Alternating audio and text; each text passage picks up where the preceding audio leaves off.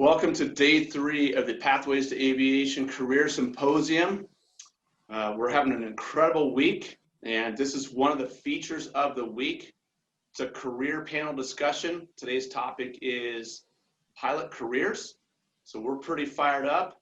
If you're unfamiliar with Pathways to Aviation, we're a nonprofit organization which informs, inspires, and engages aviation's next generation. We feature a career readiness certification program where we work closely with high school and college students and young, emerging leaders to guide them towards that job interview for success at that interview through a series of steps to help them prepare for themselves, not just for the interview, but success in the workplace. And then we work with recruiters to connect to the candidates to create relationships. And it may not necessarily be for those jobs that will be immediately filled. They could be filled 6 months, 18 months, 8 years down the line. So we work closely with employers to create future pools of prospective employees that they can bring in to establish relationships, to volunteer, to intern, that sort of thing, so that we make that road to your career seamless and very exciting. Today, as I mentioned, we're talking about pilot careers, and instead of myself or my partner in crime, Eric, take the lead, we're handing the reins over to Joe Rajacek, who's going to moderate this great panel. So thank you for joining us, and Joe, I want to turn it over to you. Hello and welcome. Joe Rajacek. I'm just going to give you a little background about me before we get going on the questions and the symposium. I started my aviation career pretty young, like maybe most of you did. I wanted to be an astronaut, and when I saw John Glenn go up in space, I said that's for me. So my whole career was guided towards being in the military, but my age was wrong because the Vietnam War ended, and there was a surplus of pilots. So I thought, okay, I'm going to just try to go for an airline pilot job, which sounded pretty darn good. So I went and got all my ratings. I flew as a CFI and a corporate pilot for 4.5 years, and very lucky that United Airlines started hiring just about the time I had enough experience and qualifications. And I was blessed. I got hired. An amazing career. I flew several of the jets that United has, and I was lucky enough to be on the 747-400 for my last 22 years. Both as a co-pilot and a captain. But the thing that's even more interesting is the doors that open when you're in aviation. I got asked to do such fun stuff on the side that it all made it worthwhile. I've done things, everything from a design engineer to a production test pilot. I worked for NASA. I've even taught aerospace education. When the shuttle was starting to fly, I got to teach space navigation, orbital mechanics, the systems on the space shuttle. Just a fun career. You guys are just starting, guys and girls, pardon me, are starting off, and I know you're interested in becoming a pilot. So we're going to have a panel today. We have two very, very qualified people. They're both professional pilots. They have their own careers, and they've taken out time out of their busy schedule to come and talk to you. And we're going to go over some questions, but first of all, I want to introduce them one at a time, and you can hear their bios and see what their background is, why they got into aviation. So Jason, you want to start? Yeah, sure. So my name's Jason DeVerney. Currently, I'm a pilot for a major airline, and in the spirit of modern day society, I'm going to give you my disclaimer. These are my opinions. I know this is being recorded, and they do not reflect those of my employer, nor were they under the direction of my employer. With that being said, here's a little bit about me. I grew up, fortunately, in a family where my father was self-employed and had the ability to take some time and travel, and my mother was a travel agent. And we traveled quite a bit as a child. I participated in programs like people-to-people student ambassadors. I got to travel around the world. I got to go to Australia, New Zealand, through other trips and my mother's ability to snag great deals as a travel agent. We went over to Europe and all across the United States. And I remember a moment when I was a child. I was actually playing Microsoft Flight Simulator, what would it be, 1998, something like that. And the house I was living in was up for sale, and the guy that was purchasing the house came in, and he was a pilot for American Airlines. He really gave me a lot of insight. I found it interesting that he was purchasing a house in Detroit when he was based in Chicago. So I learned about commuting, and I learned about the opportunities and just the joy that he had for his job, which I love. So I walked away from a great opportunity to run the family business and work within it to pursue aviation. I attended the University of North Dakota. I guess before that, what really kind of fired me up, I should say, is I went to space camp, kind of to pivot off of what Joe was talking about, and actually participated in a carve out they have there called Aviation Challenge. That's where I had my first flight, called a discovery flight, and fell in love with it. The instructor was a University of North Dakota instructor, kind of sold me on the program, drove up there, visited, compared it to a couple other schools, and just locked in on it. So went up to UND, 4 years there, graduated, went and did some Part 61 flight instruction. And within 6 months, I was flying for a now defunct airline called Comair Airlines. And much like what we're going through now, 2 years after that, there were some furloughs and stuff that happened. And I was part of the furlough where I was laid off. Went and flew for a company. I don't know if anybody here has seen the show Wings, but I always loved the dynamic of that show. I loved the characters, and decided to go fly for the company that was based off of, which is Nantucket Airlines, which Cape Air purchased, and flew there for a while, became the chief pilot of the St. Louis base, got to fly down in the Caribbean for a while. That's where my wife and I spent our honeymoon, working and flying each day. Flew for Cape Air for a while, and then had a great opportunity to transition into corporate aviation. So I was recruited into a role to fly a Citation jet for a automotive electronics company, which was really cool for me because I grew up in the automotive industry. So when I had my final interview, which interviewing for this corporation is quite a drawn out ordeal. It took about 6 months and 4 interviews. And the final one, you're sitting across the table from the CEO and CFO of a multi-billion-dollar company, seeing if they can be comfortable with you. So I was able to get that job. I flew for them for 4 years in a 2-man flight department. It was a great opportunity. Really enjoyed it. They are hiring right now. I then became a foster parent. And one of the things that I really attribute to my layoff as being a huge positive is it completely upended and redirected my career and moved me to the St. Louis area where I started my family and was able to adopt my son. Once that kind of went through, I decided I wanted to live closer to family, and we decided to move up to Minnesota, where my wife is from. And I took a job with a company called Best Jets International, which is a play on words from Best Buy. The founder of Best Buy has this as another entity. So I got to fly his family, got to fly a lot of great clients, did pure Part 91, which is what you think of as corporate flying, and then a lot of charter flights as well. So a lot of great trips down to Costa Rica. Flew all over Western Canada because one of our clients owned a hockey team up there, and really enjoyed my time flying 2 different business jets for them. As the economy started firing back up and the airlines took off and went crazy, I decided to make a return back to the airlines. Interviewed and was hired at 5 regional airlines in about 1 week's time. Did multiple Skype interviews and a couple of trips out in person, and really enjoyed that experience. Ended up choosing GoJet Airlines. My goal in going back to the regional airlines was to spend as little time as humanly possible there. And I think GoJet set me up the best to do that. So went to work for them, and at about 11 months at the company, first of all, I went there directly as a captain, which is an interesting thing to do when you've been flying corporate for a long time, and to walk right into an airline captain seat was a bit of a challenge. 11 months after I got hired, I joined the recruitment team, kind of spearheaded our path forward with the military helicopter pilots, and really helped build out and design that recruitment process. Then transitioned to a few other roles in the company. Stayed a captain, recruited the entire time I was there, but also served a stint as the assistant chief pilot. and on the safety committee, which is a great experience. Then about actually 1 year ago today, I started working for the airline I'm currently at where I serve as a first officer on a Airbus A320.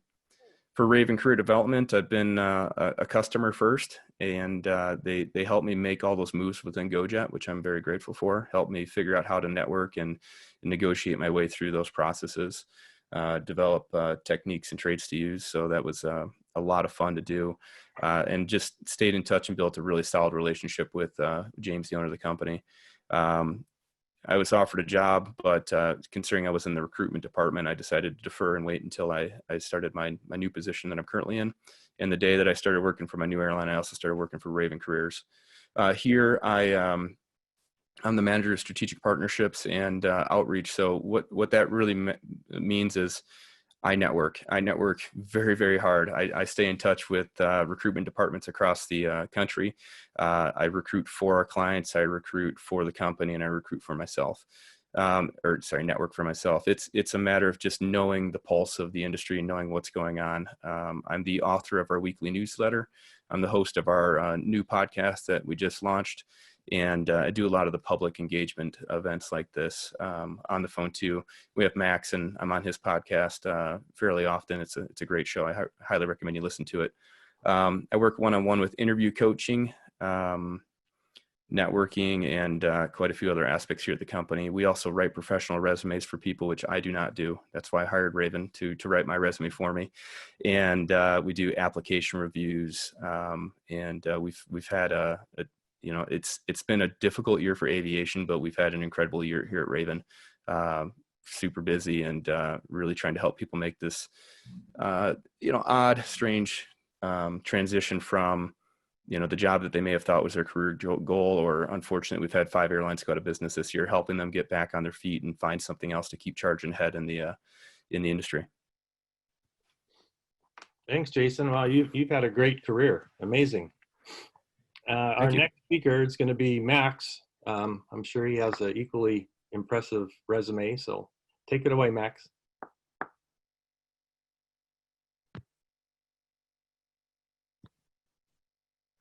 You're on mute. Hey guys, sorry, I'm with you now. Max Palmer. I started in aviation, I guess in high school, you'd say, because I kind of got interested then and was trying to figure out what to do. And during in-state college day, Embry-Riddle up in Prescott, Arizona, I'm from Phoenix, came to our college, and I figured I could go to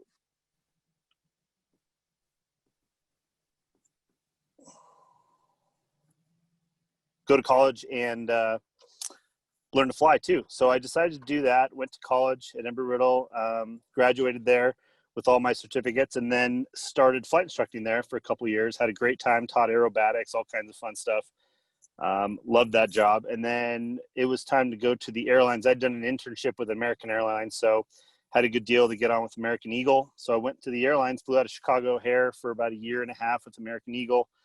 And I was commuting to Chicago, and some really good corporate opportunities came up. So I started flying for a professional golfer out of Scottsdale, Arizona. Did that for a couple years, went all around the U.S. to his tournaments, would walk with him in the last day, and then we'd get in the jet, pack up the trophy and fly home. It was a great job.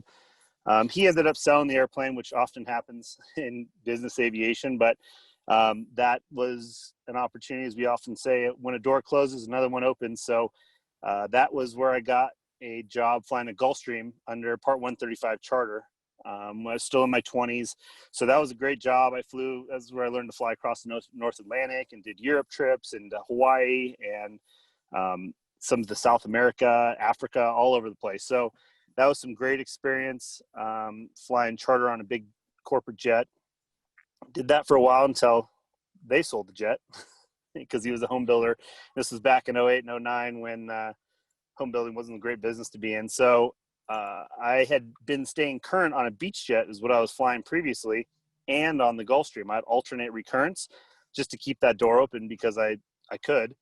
And so when that big jet sold, I went back and flew a beach jet because I was already current on that. So transitioned back to that for a while. And then I learned of a Part 91 job that was really great at my home airport, just flying for a family in town, and they've traveled about 95% for fun, for vacation.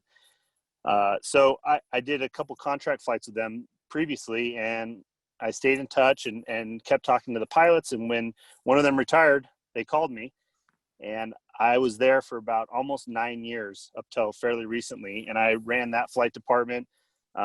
We started in a G3, we bought a G450. I flew that all over the world, spent about a month in Europe every year, Caribbean, Hawaii, everywhere the weather was nice and there was fun stuff to do. We were there, skied a bunch at work. And that was it was almost like going on vacation every time we went to work. It was an incredible job. But with the way things were going in the last couple of years at the airlines and with the way the schedule is, the differences there, which we can talk about later, and corporate flying, whereas I was on their schedule and I kind of wanted to be on my own schedule. So I went and applied and got a job at a major airline here in the US. And I've been there for about a year and a few months.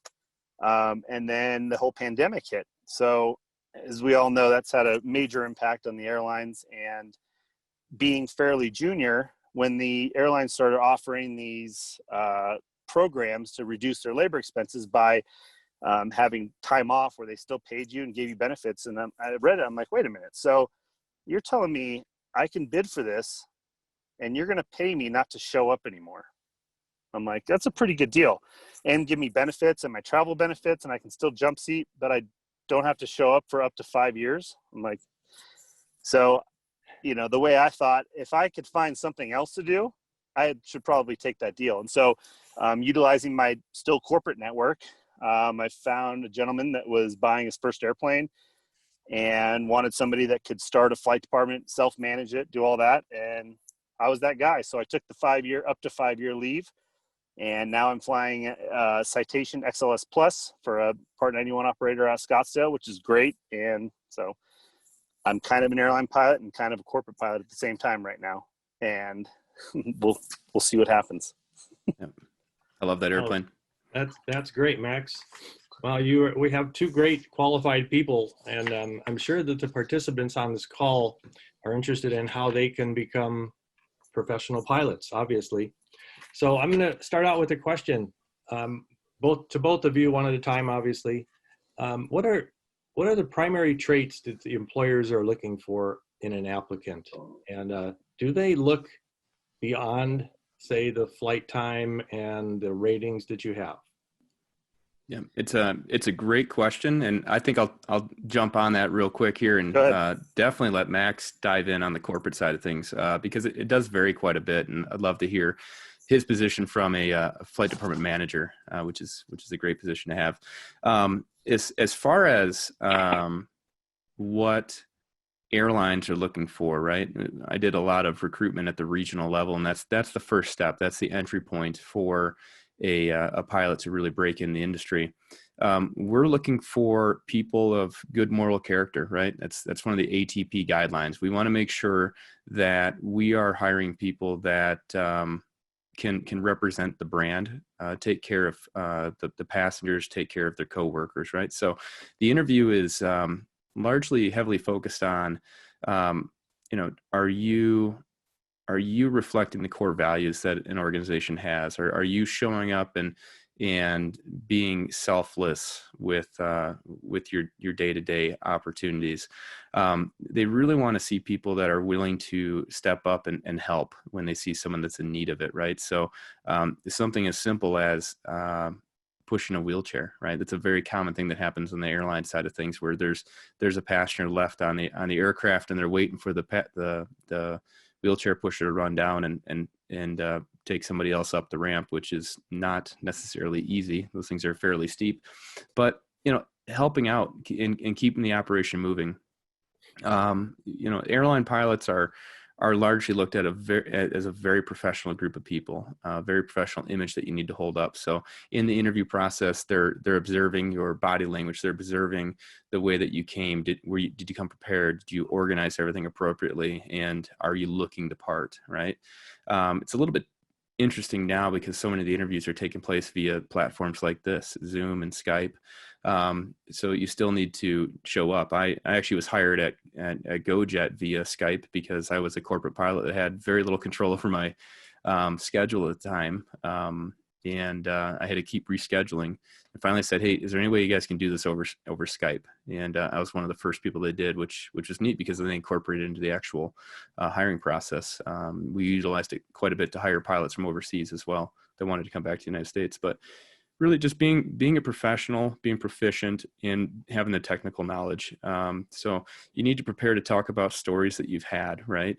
As a flight instructor, as a student, as somebody working at McDonald's, where have you stepped up? What have you done to help improve a customer's experience? But also be able to dive in deep onto technical aspects. What kind of weather do you need, or what do you need to check for alternate requirements?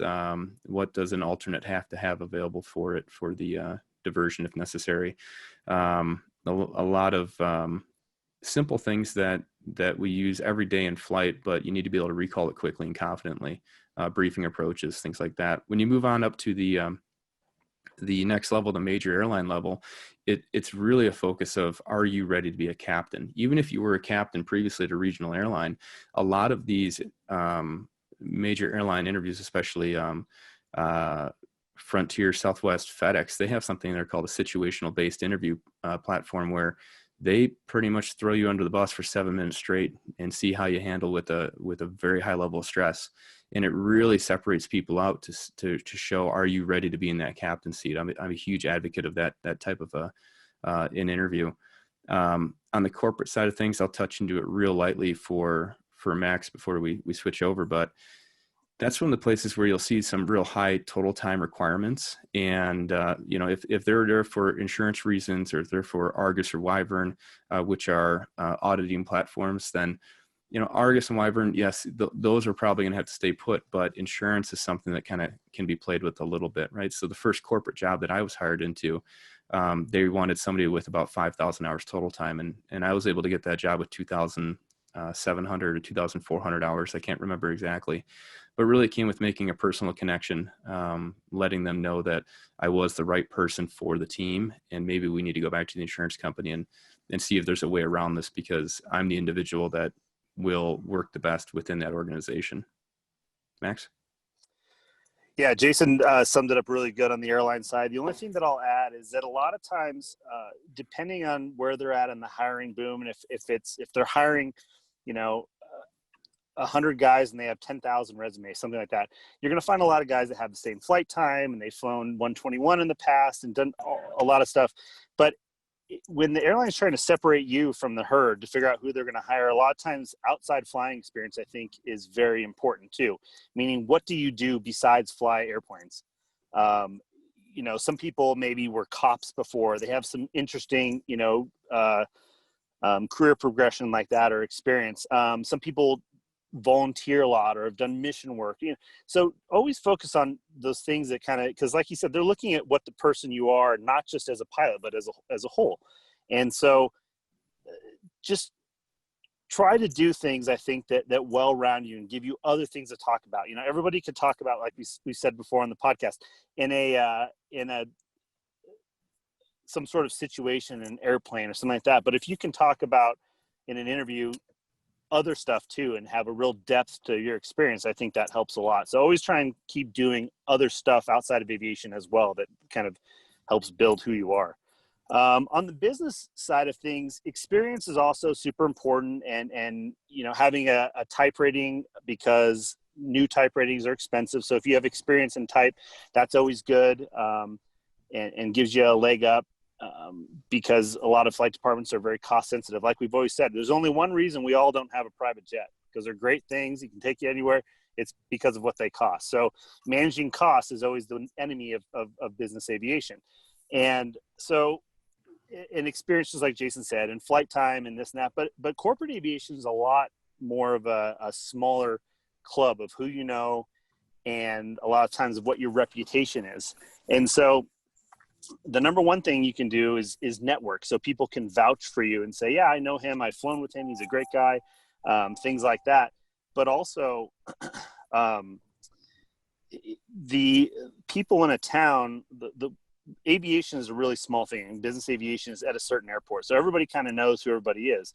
But also a lot of the owners of those airplanes are kind of part of the rich guys club, I guess you could say. And they also talk, and they also know who the pilots are that have been around for a while and stuff. And that's a lot of what led me to where I am now, is because I had a reputation, because I'd been at SCASA for a long time, and people knew who I was. And that way, when I said, yeah, I've done this before, and I handed a resume, but that resume also went with a story. So networking and being careful what you do and what you say, because aviation is a very, very small world, and that stuff will all come full circle when you need it or not. And the other thing too, that's a little bit different about business aviation than airline flying, is that there's a lot more interaction with the passengers, right? You're the guy. The airlines, we all wave and we say, hi, welcome aboard. And that's about it. And we wave bye on the way out. Business aviation is a lot more intimate relationship, especially versus charter, where it's kind of like they're sort of airline passengers. You may never see them again. Part 91 flying, like Jason has done, and I did for a long time. I mean, you're interfacing with the principal all the time, and your personality and theirs has to be able to mesh. And sometimes owners with really strong personalities, you have to be able to stand up for that, and in the name of safety or things like that. And I dealt with one of those for a long time. And fortunately, I had a strong personality to go back, and he knew when I said no, it was no. And there was no sense in, but I also, a lot of times, instead of just saying no, I'd say, well, we can't do that, but here's what we can do. And I would provide an alternate, means to get it done, maybe a different way, or it might take a little bit of time or whatever. We would figure it out. So that personality and being able to be a good people person, kind of work with whatever you have to work with, and is really important in business aviation, because again, you're working with the passengers who are also your boss a lot of times, and things like that. So being a good people person is a big plus in business aviation, along with all of the traditional aviation qualifications. Great insight, both of you. So now that I learned even more about you both, and you've had several positions, the next question probably they'd like to hear about is what is the actual hiring process? In other words, some of our students may say, okay, I'm ready to go. I've got some qualifications. Where do I start? And also, is it different if they're applying to, say, a 121 or a commuter, a Part 91, or they want to do skydiving people and fly those planes, crop dusting? I mean, there's so many aviation careers. Do you prepare them differently? Yeah. Go ahead, Jason. So Kind of my wheelhouse, huh? that's your wheelhouse for sure. Yeah, I'm going to springboard right off of what Max said. Networking is absolutely massive. It's one of the main tools that we utilize here. We used to be big advocates of really trying to help prep people for how to knock on a door, go inside of a building, and strike up a conversation with somebody, especially in the corporate pilot realm. And because of COVID and technology advances, really, we utilize LinkedIn quite a bit for that. So I was on a call. I'm on a couple different university boards, and one of them last week we were discussing social media, and there was a big push there of, got to stay off social media. You got to be real careful what you do on there. Yeah, you absolutely do have to be careful what you do. But I was the contrarian in the room, saying there's platforms out there where you can actually springboard your career amazingly. If you take to Instagram properly, we've got a client that we worked with to develop their Instagram platform so that they become a trusted, known entity within the market. Currently going through as a CFI, it's really cool. So when the regional airlines start hiring, his name will be known, right? And when they see that resume come in or the application come in, they're going to be excited to talk to him, because they know that if they hire him, he's probably going to promote that airline as well and get more people. He'll network for them. We do a ton with LinkedIn. LinkedIn is a business platform. You have to develop that appropriately. You have to have a a profile that speaks for you, speaks to your knowledge, and speaks to what you can deliver for an organization. And those two are some of my favorite. You know, they're not overly corrupted with politics and all the other things that we avoid conversationally. But as to those platforms, you know, make sure you're being very careful with what you put on there, because, you know, take a look at Delta Airlines. They have an entire division set up just to look through your social media, and they watch it. It's not a matter of just when you're getting hired, it's while you work there. So you do have to be very careful about it. It's exactly why I started with a disclaimer at the beginning of this. You know, I'm not speaking for my airline, right? And it's important that you realize that going forward, that something could come back to bite you. As far as the process goes, I'll start right out of high school. As you choose your school that you want to go to, there's a few things you want to look at. Are you looking for speed, or are you looking for networking ability? Now, you look at Max and I, we both went to two of the largest flight schools in the United States, and I'm willing to bet, well, Max lived locally. I packed up and moved to the middle of nowhere. But a big reason that I did that was for the networking opportunities. I wanted to have a broad network of people that I could rely on for help and rely on for knowledge. And to this day, I still use it. I've recorded 2 podcasts in the last 2 weeks with a instructor there who really left an impression on me, and I've stayed in touch with for the entire time I've been out. When you pick a school, if they have any internship opportunities, I highly recommend you do it. Almost every pilot that I knew that's at a legacy airline, they got there quick, right? Before 30 years old, did it because they were an intern while they're in college. So if you have those opportunities, do it. If you don't have the opportunities, go talk to a company that you're interested in and see if you can set one up. I did that for a student once at Best Jets International. We had a intern for the summer. And we probably would have kept the program going if I would have stayed there, but it gave us the opportunity to help someone out and expose them to Part 135 and Part 91 travel. He's now a pilot over at SkyWest, but I ran into him going through security the other day. It's you know, we caught up, see how everybody's doing, and it added to his network for sure. As you're graduating, you're going to move into flight instruction. This week, I'm going to be interviewing Randy Babbitt on the podcast. So in about a week and a half, you'll get that. He's going to talk a lot about technological changes that are probably going to come forward to the students that are on this phone call, where they might start embracing technology to lessen the time for ATP requirements and whatnot. You know, everything moves at the speed of government, so we'll see where that actually goes, but it should be insightful, and I recommend that you take a listen to it. But you're going to have to build your flight time somehow, right? So it's a matter of getting out and networking with flight schools. It could be the school you trained at. It could be one that's down in Scottsdale that has more sunshine, and you can fly and get your hours even quicker, right? The interview process for that's fairly straightforward. Application process online, reaching out, networking is the best way, in my opinion. As you get ready for the airlines, this is where things really start to shift.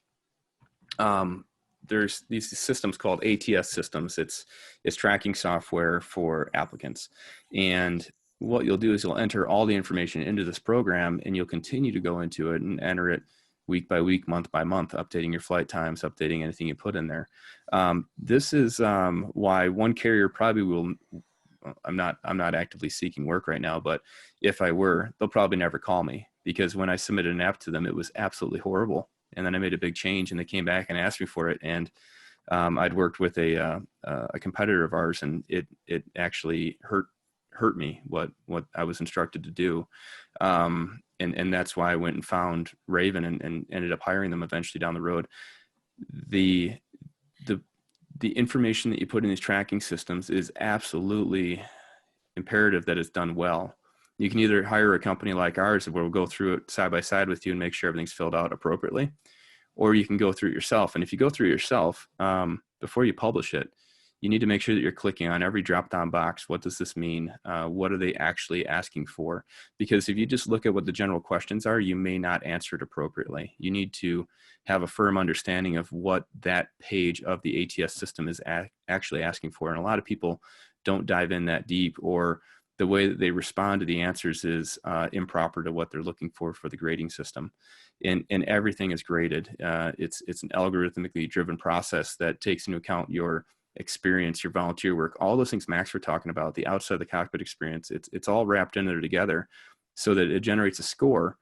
And then on the flip side, on the company side, like what I used to get, we'd get a score on the applicant and we would pull the top of the pile. If you want your name to come out sooner than that, you got to network. You got to get in touch with the recruiters. You got to get in touch with blind pilots that are willing to vouch for you and speak for you. And then you can get pulled from that pile a little bit early, and then that can absolutely benefit your career. I like to tell people 1 year earlier to Legacy Airlines, an extra $300,000 in your pocket at the end of the career. It's a major difference, right? So speed to the major airlines is a huge advantage. So you want to make sure you do it right, invest the time. Once the application's pulled, and so scored and pulled, they'll give you a call. It's typically a phone screen. The phone screen's pretty basic. Usually it's a matter of just getting to know you. Why do you want to work here? What's your interest in the company?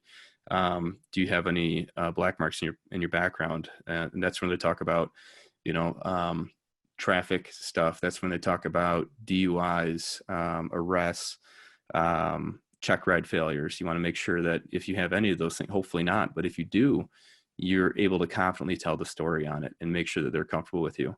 At that point, you get called in for an interview, and the interview is pretty widely varied, but the basic principles of it are: introduce yourself, tell me why you want to work here, tell me about some strange things that have happened, how are you going to deal with these situations if you see them coming forward, and what are your greatest strengths and weaknesses, and what's your technical knowledge. That's the basics, the very basics of pretty much any interview. Once you get through that process, you're typically waiting around about a week to find out if you got the job or not, and then you jump into the because it has to go through review boards and panels. And when I was the chief pilot over at GoJet, my job for a while there was to do the final reviews on applications, to make the final call based on all the notes that the recruiters took.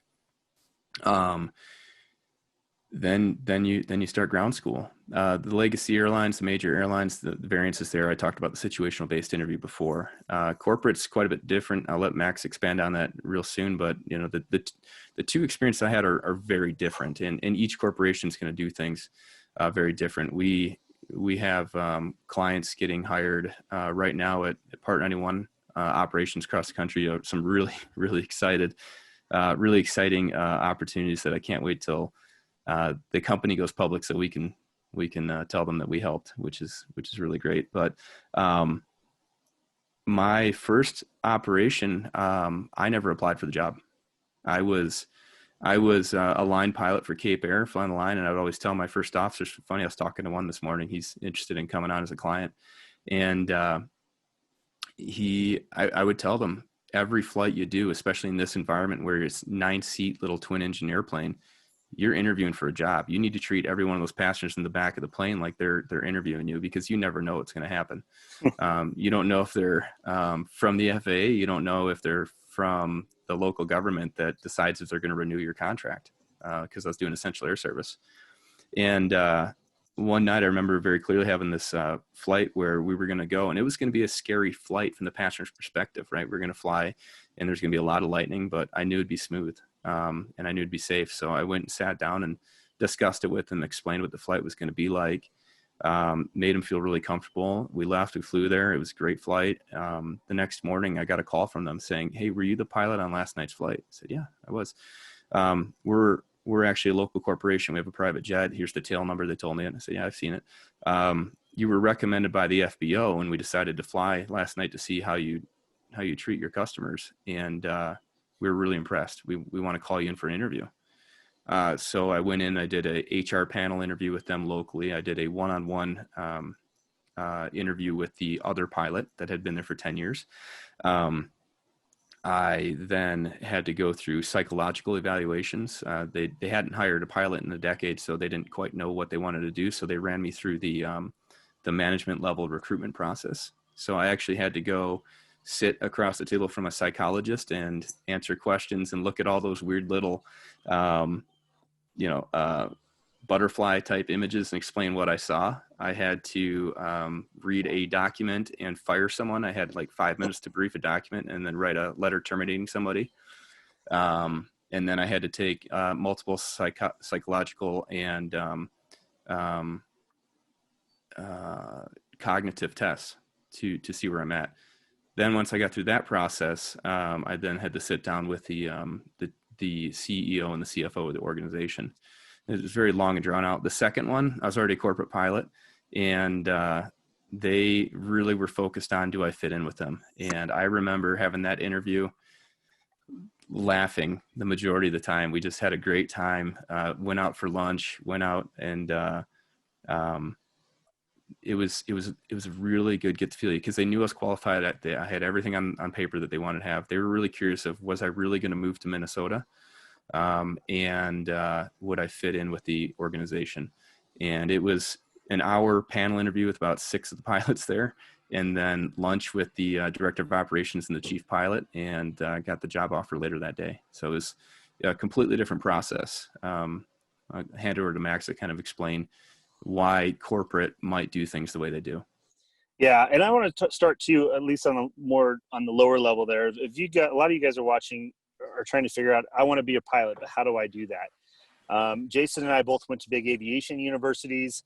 That's kind of the gold seal standard, I'd say, but that also comes with a price. And we've discussed this a lot on the podcast with Raven, and depending on what you can afford, because flight training in and of itself is expensive, and then college on top of that, which most airlines want a 4-year degree, and a lot of corporate operations as well. So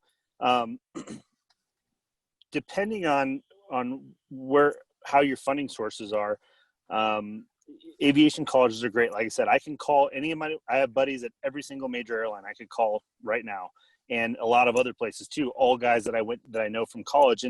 And also, I was a flight instructor there. Like Jason says, always be careful, because aviation is a very small world. I've had students before. I have a student that was in the hiring department at the major airline that I got hired at. So even your students might be, have a big effect on your career path. But there's a lot of other, the thing I'm getting at is that if you saddle yourself with a lot of debt getting the initial training, that can actually affect your career a lot down the path, because if you have a big debt payment, that can a lot of times limit you on what jobs you can take as a pilot, because some jobs that may progress your career quite a bit may not pay that much. And when you're young and you don't have a lot of responsibilities, that's okay. But if you have a big debt payment that prevents you from then taking that job because of pay, that can certainly have a big effect in your career. If it's your first jet job, you're going to get a lot earlier than you would elsewhere, but it doesn't pay that much, but it gives you really valuable experience. That can have a huge effect in your career. So a lot more so than where you got your initial training. So you have to evaluate all those factors, and cost is a huge, huge thing. And if you could go to in-state college and get your 4-year degree in something else, which I'm a big proponent of diversification, and because aviation has its ups, and as you guys are seeing right now, it has its downs. And if you have something else that you can do, and some other skills and training, sometimes when the music stops, there's only so many chairs, and some pilots out there are left with no chair to sit in. So if you got a degree in accounting or something else that you can do in the interim, that might be a lifesaver. I've sold real estate for a long time. I do a lot of different stuff, and it's come in really handy sometimes. So not that going to an aviation university it's a good thing, and sometimes it's limiting too. So you have to evaluate all those, and that changes for each person's situation. And we download our podcast. It's 21.5. It's on Spotify and Apple and everywhere else you get podcasts. 21 and spell out FIVE. We've had this exact conversation multiple times with the guys at Raven. We have also talked about a lot of Raven's clients are guys that are trying to get jobs at high-level jobs, major airlines, big corporations, things like that. But if you're first starting out in flight training, I think that the path you kind of map out for yourself is almost just as important as when you're trying to seek that high-level job. And they're not a bad call either. and spending that money at that point might seem like a big obstacle, but it could save you thousands and thousands down the road. starting your pilot career, managing those finances and figuring out how you're going to do it, and maybe add some diversification, especially if you have other interests besides flying. All those can be really good things, but that starts, I didn't know all that stuff back then. I just kind of got lucky, and it's worked out, but there's some things I could have done better too, knowing what I know now. So take that information from guys that have been through it, us and at Raven, and then make the decision yourself. Now moving along to the higher level thing in corporate, Jason's first experience, which was very thorough interview, which does certainly happen in corporate flying. But his second experience, I think, is more indicative of what you normally see, especially if you've been in business aviation for a while. They look at your resume, you have a few type ratings, they know you can fly, they know you can pass a check ride. Maybe they talk to some people that you've flown with. Yeah, he's a good pilot. All of that stuff is fairly easy to ascertain in a business aviation market that's in a city you've been in or something like that.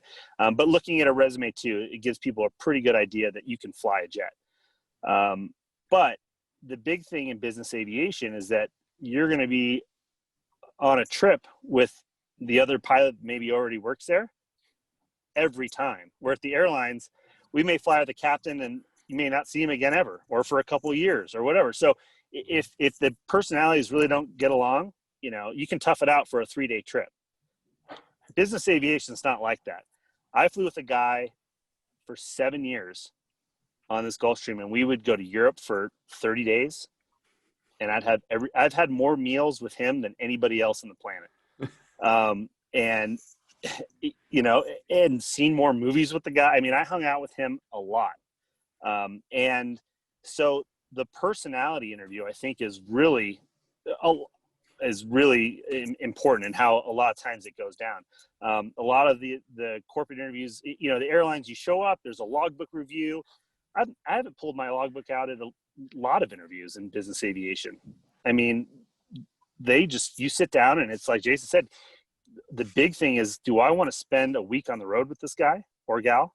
And that's really where the rubber meets the road in business aviation, because it's a marriage in one sense of the word in a small flight department, especially because a lot of them are just two pilots, one airplane, and that's who you're flying with every single time.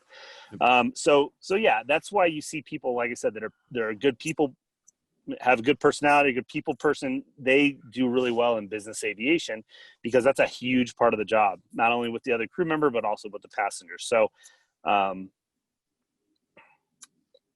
again, listen to our show, talk to Raven, all really good resources I wish I had when I was trying to figure out what direction to go.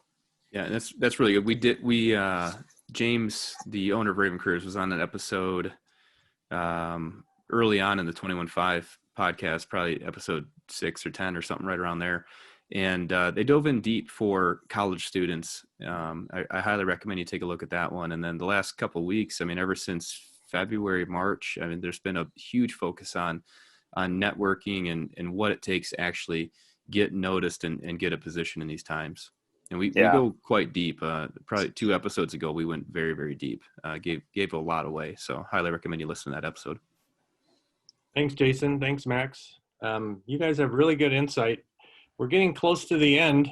If anybody has any questions, put them in chat, and we could get a brief answer. But until then, I have one last question, and it should be just a brief answer, and that is, right now with the COVID, what do you recommend for someone who's, let's say, got a commercial and instrument? It might be hard to find a job flying cargo or firefighting or pipeline patrol or whatever. Is CFI still a good way to go to get up your qualifications? I've got a funny story. When I was attending University of North Dakota, I signed up for the commercial aviation degree, and one of the things I was upset about was, I had choice. I could have done professional flight. I could have done commercial aviation. I chose commercial aviation, but it had CFI and CFII as part of the course requirements. And I, in a fit of arrogance or something, really didn't take it seriously. Really didn't think that it was necessary with the retirements coming and the way the career was going. And at that time, you didn't have to have 1,500 hours or 1,000 hours to be an airline pilot. You could do it at 280. You could have commercial multi. And I know people that did it. I was there at 600 hours flying an airliner. But just so we're clear, those days are gone. They're gone. Yes. Because of legislation now, you can't, it's not even legal to do that anymore. So, right. 750 hours is the lowest you can go, but you have to have a military training background for that. I went into my CFI check ride, and the first question the guy asked me, who now is a FAA examiner in Minneapolis, which is funny to me. He asked me, why do you want to get your CFI? And my answer was, because it's a course requirement of the university. It was a terrible answer, which was followed up by, tell me about recreational pilot, which had literally just passed like the week before, and I didn't study it at all. And I bombed, and I failed my check ride. And now I get to tell that interview a lot in interviews, or I get to tell that story in interviews. But I couldn't see the value in it. And a lot of people don't see the value in being a flight instructor until you've done it. Becoming a flight instructor is where I learned how to do so many things. I learned how I struggled with hold patterns. I learned how to do them. Not even a question. It's just drilled into me now. I learned how to have conversations with people, how to explain things to people in a different way, because the first way wasn't working. Fundamentals of instructing. Becoming a CFI and a CFII were two of the most important things that I've done in my career, and I can't recommend it high enough to anybody that's, even if you have the opportunity to go right into a different style of job, maybe banner towing or aerial mapping or something like that. I still highly recommend people go get their CFI at a minimum. It's well worth it. It's a bonding point in the cockpit. Honestly, as you get older, you can tell flight instructor stories, because you'll have a bunch of them, and it's absolutely going to help you in interview processes, because you are going to have tell me about a time stories. You absolutely will. And you're going to have to, you'll be able to tell all these different scenarios of weird, goofy things that happened to you that someone who is flying single pilot, taking pictures of the ground, will not be able to explain. Yeah, I couldn't agree more with Jason. That was some of the most valuable experience that I got in my whole career. From when you get your CFI certificate to when you leave instructing, maybe a year or 2 or 3 later, the amount of growth that you have professionally in that time is immense. Like, you really learn not only about just from experience and flying cross country to students, and actually for the first time really being the one that's in charge. You're the PIC. And that teaches you a lot about even later becoming a captain. And like you said, hold patterns now, like that stuff that I was teaching back then will never leave. I could figure out a hold entry and just like that now, instinctually. Where I remember guys, at high levels when I was an intern, observing simulators, that came out of the military that didn't do a lot of holds and stuff, and they were teaching them back to the basics of that. And so the basics will never leave you when you're a flight instructor. But also, going back to my other point about being a people person, trying to teach somebody how to fly an airplane will really, puts a lot of stress on that relationship that you have with every student, and learning how to work with people that learn differently and different personalities. It teaches you a ton. And then the other thing is, once you leave being a flight instructor, there's a requirement. A lot of you don't know, when you get a pilot certificate, it never expires. Okay. Your pilot certificates are always good. There's currency and things like that, but they never expire. A CFI, a flight instructor certificate, will expire. You have to renew that every couple of years. And a lot of people get lazy after they've moved on, like, oh, I don't need to do that anymore. And they won't spend the little bit of time it takes to renew it. It's an online course. There's multiple ways. It's super simple. I was one of those guys who's an idiot, and I let mine lapse. And in your aviation toolbox, you never want to let a tool go, because you may go to the regional airline and you think, I've made it and I'm an airline pilot now. And then a pandemic happens and you could be trying to find a job. And guess what? You may have fallen back on that accounting degree like I talked about, but it's really important, even during the downtimes, to always be flying. And maybe you're going to go back and you got a job as an accountant. That doesn't mean you still can't flight instruct on the weekends and continue to maintain currency and always not have a big gap in your flying. That's a really important thing in your career. And if you let that CFI lapse, that's a door that closes right there. So once you get your CFI, use it and teach people how to fly and never let it go. I'm going to go out to take the CFI check ride again right now so I can teach my kids how to fly. Don't be me. It's unnecessary thing to have to do. So yeah, but good answers. All right. And I maintain mine. See, he's smarter than I am. Yeah. We're just about out of time. I'm going to ask one last question from our group. So just about a minute each. If you were going to do anything differently, now that you've already had this fantastic careers, would you have changed the way you went about learning how to fly, maybe at a different school? Would you have concentrated more on corporate, more on 121? You've got the experience in both. Just a minute each. What would you do differently if you would do anything differently? Go ahead, Max. So, well, I wouldn't have let my CFI lapse, but we already said that. The other thing I would have done differently is this. Everybody gets so focused on the end game of maybe that's being a major airline pilot or going to a Fortune 500 corporate company. Enjoy the journey along the way. And I've been fortunate. I've had a pretty diverse career and I've flown a lot of cool places and cool airplanes. But what I would have done differently is when I was young and I didn't have kids and other responsibilities, I would have done something that's really cool in aviation. I would have gone and tried to be a bush pilot in Alaska for a year, or gone to Africa, or just done something really interesting in aviation. Because at the end of the day, being an airline pilot or a corporate pilot is a great job. And I love it and it's in my blood and I'll never do anything different. But being radar vectored into San Diego for the 900th time, it's not that exciting, at the end of the day. Whereas when you can tell stories with the captain you're flying with that week about when you flew into the bush in Alaska, or you flew an injured villager out of some dirt strip in Africa, that's cool. So don't be so focused on the carrot at the end of the day. And it is $300,000 a year every year you get earlier at the major airline, but if you really love aviation, enjoy the journey along the way too before you get there. Good answer, Max. How about you, Jason? Can you finish us up in a minute or so? I couldn't agree more. My career has not gone anywhere near the way that I planned it, plotted it, designed it. So you go with the flow. You keep your finances in order so that you can make the really great moves and adjustments. That's massive. It holds a lot of people back. So be nimble and be ready for change and just embrace it. It's a fun ride no matter how it shakes out at the end. So just embrace the changes that comes. That's great. You guys have been wonderful on the call and given us such great insight. We sure appreciate you coming on and giving us your time. Pete, you want to wrap it up?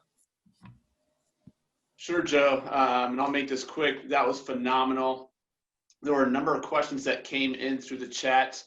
When the call ends here momentarily, that'll end. Everybody has my email. Feel free to email me those questions. And also, if there are any of the two that you want to connect with, you let me know and I'll make those introductions happen for you. So on behalf of Pathways to Aviation, Max, Jason, you guys were just top notch.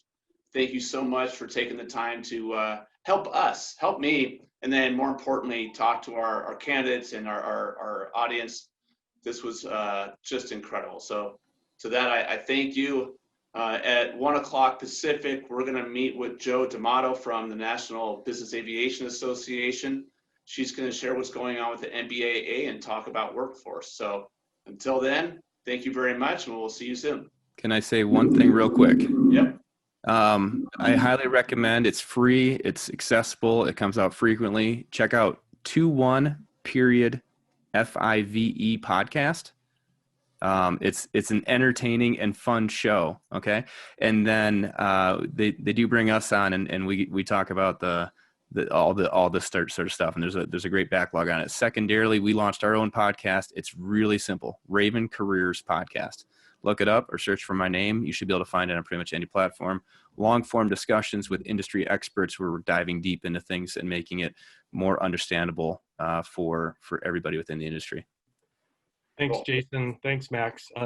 I've seen your podcast. It's really cool. I would recommend it also. All right. Thank you. All right. Thanks, guys. Thanks for All having right, us thanks, on. everybody. You have Good a luck, great everybody. day. Thanks. Bye.